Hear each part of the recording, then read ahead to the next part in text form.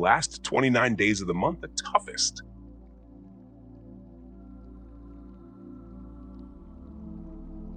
If you want to find the secrets of the universe, think in terms of energy, frequency, and vibration.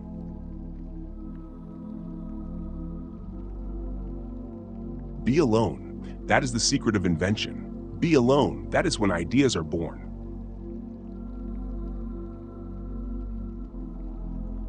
I don't care that they stole my idea.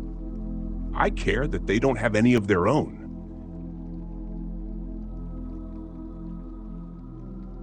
The present is theirs. The future, for which I really worked, is mine. My brain is only a receiver. In the universe, there is a core from which we obtain knowledge, strength, and inspiration. I have not penetrated into the secrets of this core, but I know that it exists.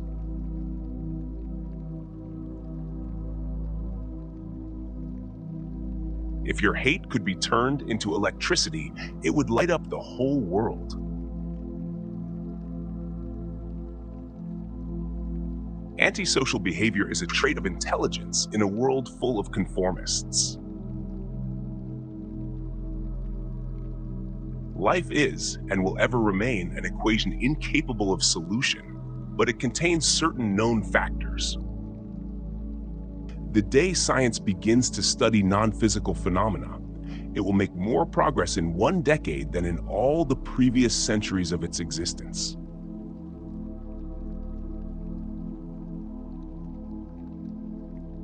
I do not think there is any thrill that can go through the human heart like that felt by the inventor as he sees some creation of the brain unfolding to success. Such emotions make a man forget food, sleep, friends, love, everything.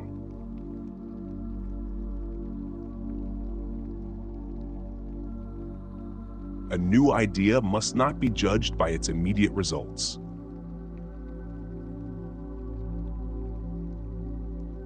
I could only achieve success in my life through self-discipline, and I applied it until my wish and my will became one.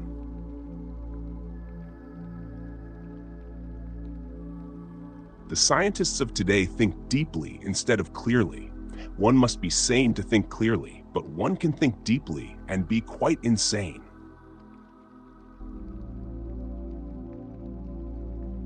What one man calls God, another calls the laws of physics.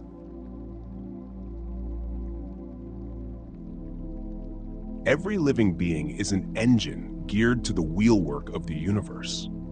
Though seemingly affected only by its immediate surrounding, the sphere of external influence extends to infinite distance.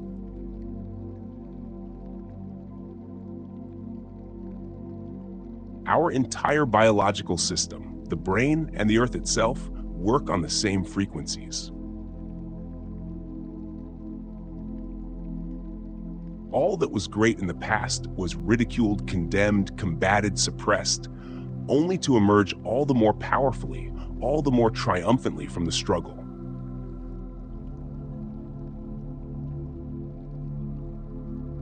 We all make mistakes, and it is better to make them before we begin. Electric power is everywhere present in unlimited quantities and can drive the world's machinery without the need of coal, oil, gas, or any other of the common fuels.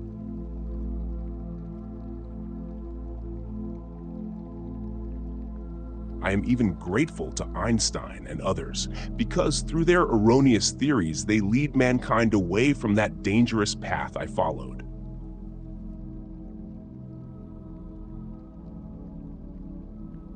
Throughout the infinite, the forces are in a perfect balance, and hence the energy of a single thought may determine the motion of a universe.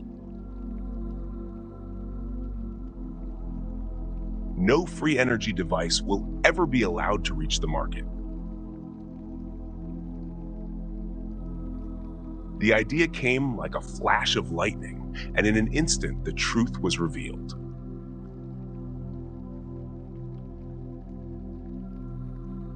It's not the love you make, it's the love you give.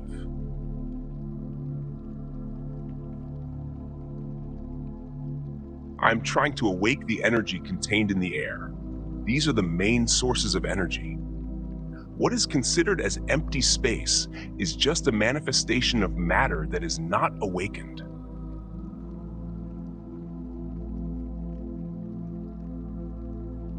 Love. I recognize the emotion for what it is, an irrational, self-destructive impulse, which is disguised as joy.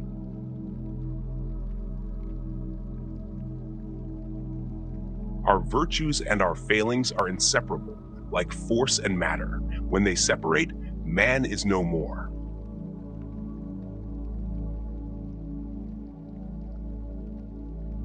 Today's scientists have substituted mathematics for experiments, and they wander off through equation after equation and eventually build a structure which has no relation to reality.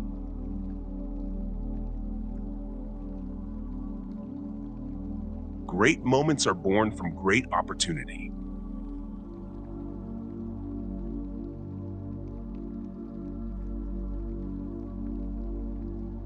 When wireless is fully applied, the Earth will be converted into a huge brain, capable of response in every one of its parts.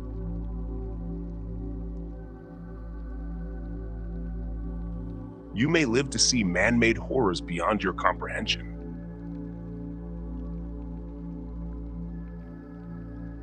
The Buddhist expresses it in one way, the Christian in another, but both say the same: we are all one.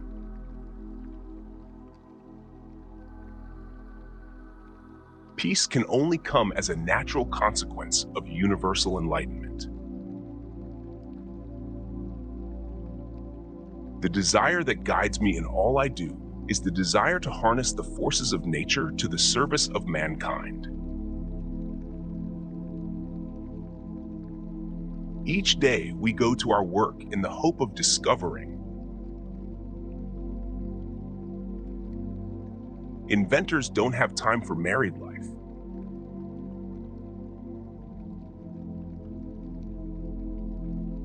The opinion of the world does not affect me. I have placed as the real values in my life what follows when I am dead.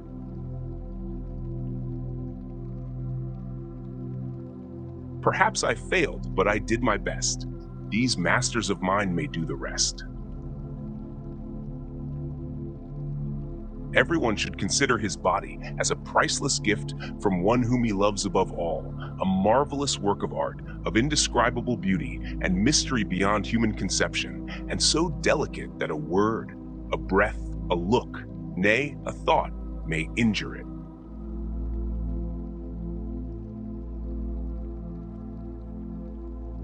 In a crystal, we have clear evidence of the existence of a formative life principle, and though we cannot understand the life of a crystal, it is nonetheless a living being.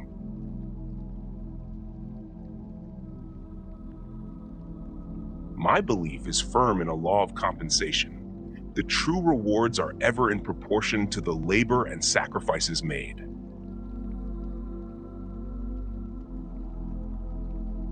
Originality thrives in seclusion, free of outside influences. Though free to think and act, we are held together, like the stars in the firmament, with ties inseparable. These ties cannot be seen, but we can feel them.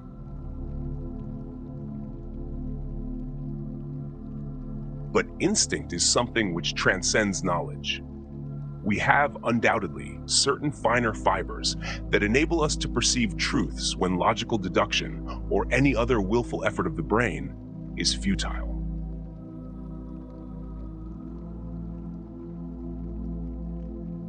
Of all the frictional resistances, the one that most retards human movement is ignorance.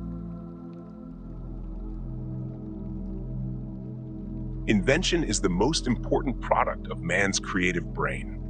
The ultimate purpose is the complete mastery of mind over the material world, the harnessing of human nature to human needs.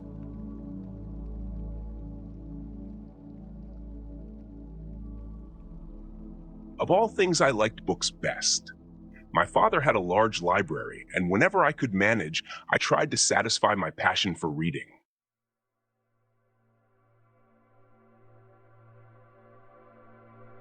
Man, like the universe, is a machine.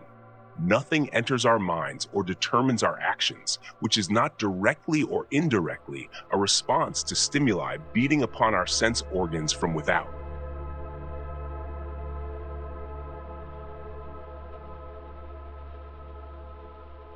There is no subject more captivating, more worthy of study than nature. To understand this great mechanism, to discover the forces which are active and the laws which govern them, is the highest aim of the intellect of man.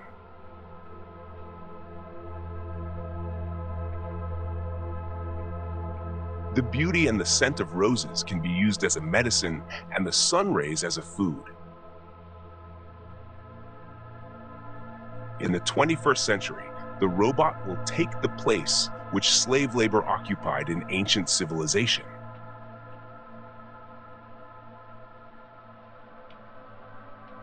I cannot exaggerate the effect of this marvelous sight on my childish imagination. Day after day, I asked myself, what is electricity? And found no answer. 80 years have gone by since, and I still ask the same question, unable to answer it.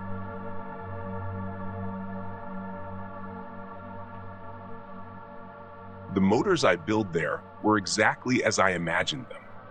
I made no attempt to improve the design, but merely reproduced the pictures as they appeared to my vision, and the operation was always as I expected.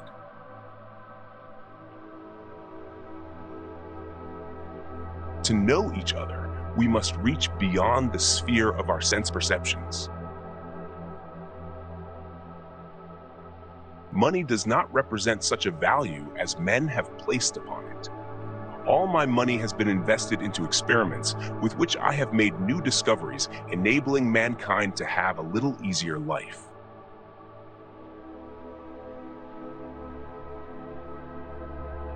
Within a few years, a simple and inexpensive device, readily carried about, will enable one to receive on land or sea the principal news, to hear a speech, a lecture, a song, or play of a musical instrument conveyed from any other region of the globe.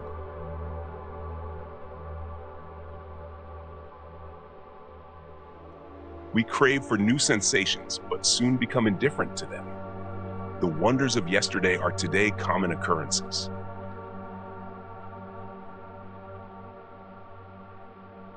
Nature may reach the same result in many ways.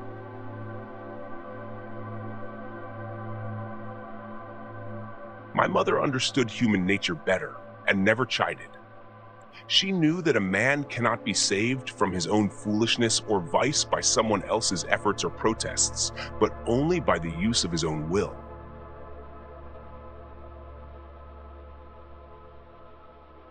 Even matter called inorganic, believed to be dead, responds to irritants and gives unmistakable evidence of a living principle within. Everything that exists, organic or inorganic, animated or inert, is susceptible to stimulus from the outside.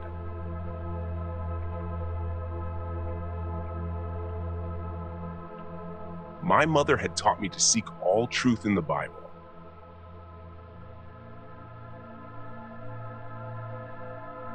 The progressive development of man is vitally dependent on invention.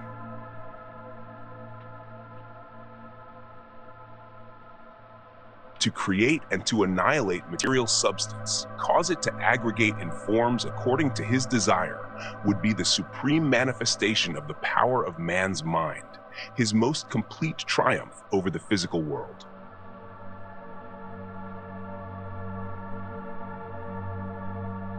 It is a mere question of time when men will succeed in attaching their machinery to the very wheelwork of nature.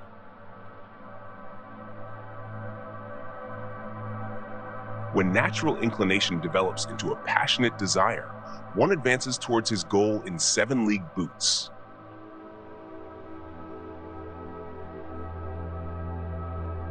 Every effort under compulsion demands a sacrifice of energy. I never paid such a price.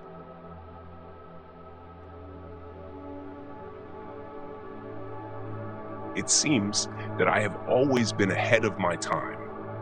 I had to wait 19 years before Niagara was harnessed by my system.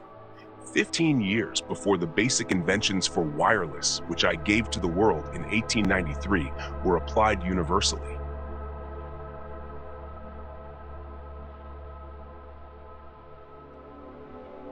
So astounding are the facts in this connection that it would seem as though the Creator himself had electrically designed this planet.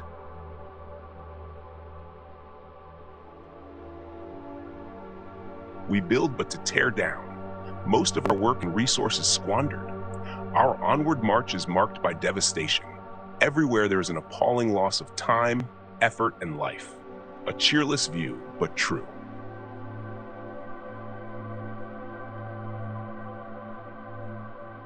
The spread of civilization may be likened to a fire. First, a feeble spark, next a flickering flame, then a mighty blaze, ever increasing in speed and power.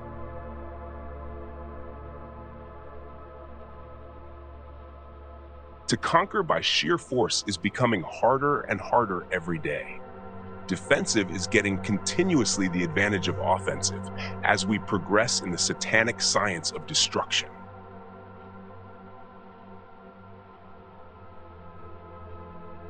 So we find that the three possible solutions of the great problem of increasing human energy are answered by the three words: food, peace, work.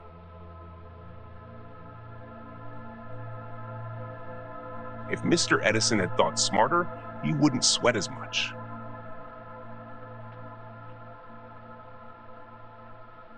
All the great religions contain wise prescriptions relating to the conduct of life, which hold good now as they did when they were promulgated.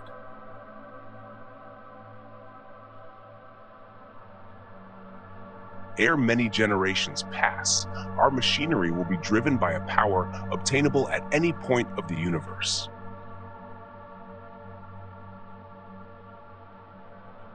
My ear barely caught signals coming in regular succession, which could not have been produced on Earth.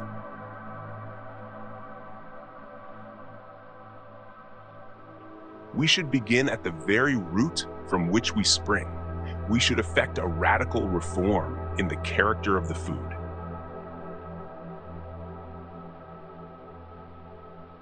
To stop war by the perfection of engines of destruction alone might consume centuries and centuries. Other means must be employed to hasten the end.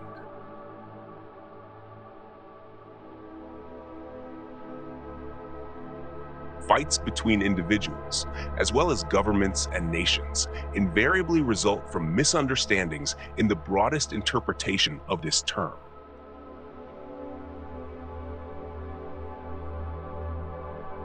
I have harnessed the cosmic rays and caused them to operate a motive device. Most certainly, some planets are not inhabited, but others are. And among these, there must exist life under all conditions and phases of development.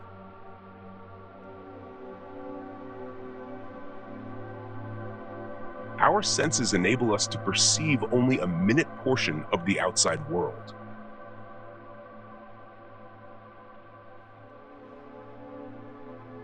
Every living being is an engine geared to the wheelwork of the universe.